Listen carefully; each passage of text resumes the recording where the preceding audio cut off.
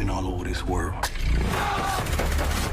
I ain't ever seen no demons, no ghosts, no magic. Till now. Admit to it. Admit to what? That you dead.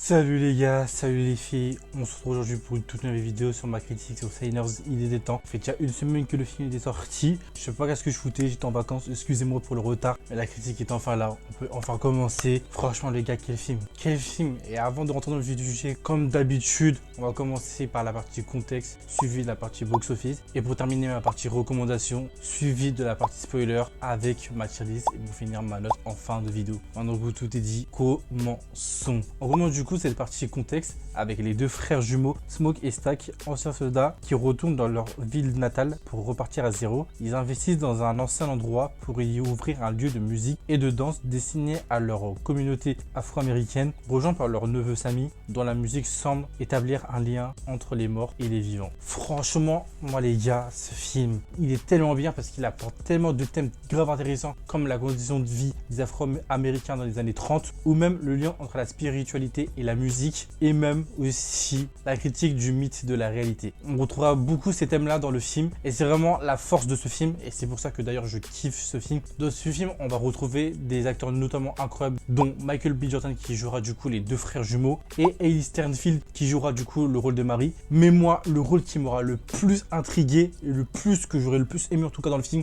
c'est le rôle de Jack O'Connell qui jouera le vampire. C'est juste incroyable. Le frérot est juste trop fort dans ce rôle. Franchement, on peut parler de la performance de Michael B. Jordan en tant que jumeau et même de Marie, même gré qu'elle soit assez en retrait dans le film, je trouve. Jack O'Connell, faut saluer la performance. Il est très fort dans son rôle. Et franchement, faut le dire, il est trop boosté. Franchement, sans lui ou un autre acteur, peut-être qu'il n'aurait pas eu le même impact le film. Donc, je tiens juste à saluer la performance parce que franchement, pour le coup, il a vraiment été bon. Donc maintenant que je vous l'ai dit, on peut passer à la partie box-office. Par la partie box-office de ce film aura un budget de 90 millions. Le moment où je tourne cette vidéo, le film aura engendré un box-office de 105 millions, ce qui est vraiment très bien, puisque vu le bouche à oreille que le film fait actuellement, et vu comment le film est aussi bien, je pense que le film va dépasser son box-office, mais si facilement, si aisément. Je vous avoue que même avec un box-office qui va peut-être taper les 500 millions ou les 600 millions, je pense pas qu'il y aura un 2. De toute façon, je pense que l'histoire n'a pas besoin d'un 2 vu comment le film se termine. Mais personnellement, le film mérite amplement son box-office. Le film est juste trop bien sur tous les termes qu'il aborde. Et franchement, en une semaine, si le film a réussi à générer plus de 105 millions, je sais pas la deuxième semaine si ça va continuer à augmenter ou à baisser, ce que je doute fortement que ça va baisser vu comment le film est parti. Là, je pense que le film va littéralement péter, mais vraiment péter à un point de fou. Et franchement, c'est grave mérité pour Ryan Coogler parce que franchement, la réalisation du film et même l'histoire auquel il nous a emmené est tellement bien écrite, bien faite, bien réalisée. D'ailleurs, ce film a été réalisé avec une pellicule faite en IMAX. Donc, c'est un peu dommage que, d'ailleurs, moi, du coup, vous en doutez, j'ai pas vu le film en IMAX. Mais je pense qu'en IMAX, le film aurait tellement été plus beau. Et c'est tellement dommage de rater cette occasion. D'ailleurs, c'est ce que Nolan aussi a fait pour son film Oppenheimer. Il a aussi utilisé une pellicule IMAX. Et pour le coup, j'ai l'impression que beaucoup de réalisateurs vont se mettre dans ce domaine-là. Et personnellement, je trouve ça vraiment plutôt pas mal. Mais le seul problème avec ça, c'est qu'ils proposent des films en IMAX, mais il n'y a pas beaucoup de gens qui auront l'occasion de le voir en IMAX. Donc c'est un peu,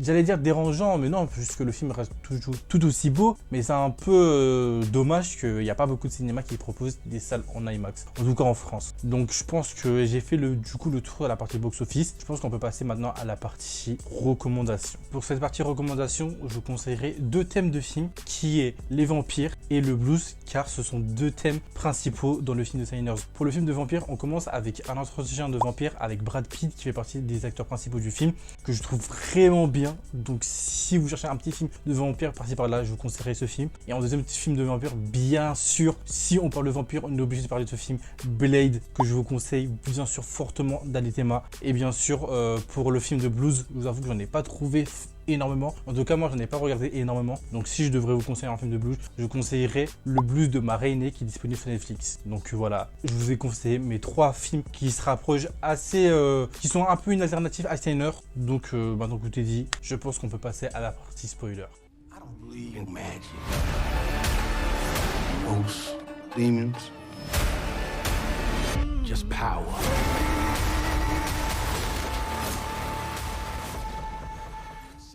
Bon du coup les gars, pour cette partie spoiler, on commence avec les deux scènes que j'ai vraiment grave kiffé du film. On commence par la première que tout le monde connaît, celle où il y a le mélange entre le futur, le passé et le présent, qui est juste mais incroyable les gars. Cette scène, mais elle est tellement masterclass en vrai de vrai. Même le mélange de culture entre l'Asie et l'Afrique, puisque du coup il y a la femme et le mari qui sont asiatiques, et du coup bah les Afro-Américains. La scène, elle est tellement bien. Elle est tellement bien. Dommage qu'elle dure que quelques minutes, je crois. Elle dure 5 minutes, un truc du genre. Mais la scène est tellement bien avec Preacher Boy qui se met à chanter et tout. Mais c'est tellement bien. Après, le seul problème, comme vous en doutez, du coup, c'est ça qui a ramené du coup le vampire irlandais et qui a contaminé du coup tout le monde. Mais c'est tellement bien cette scène. Et la deuxième scène, c'est le moment où Stack tue les gens du clan. Mais madre mia.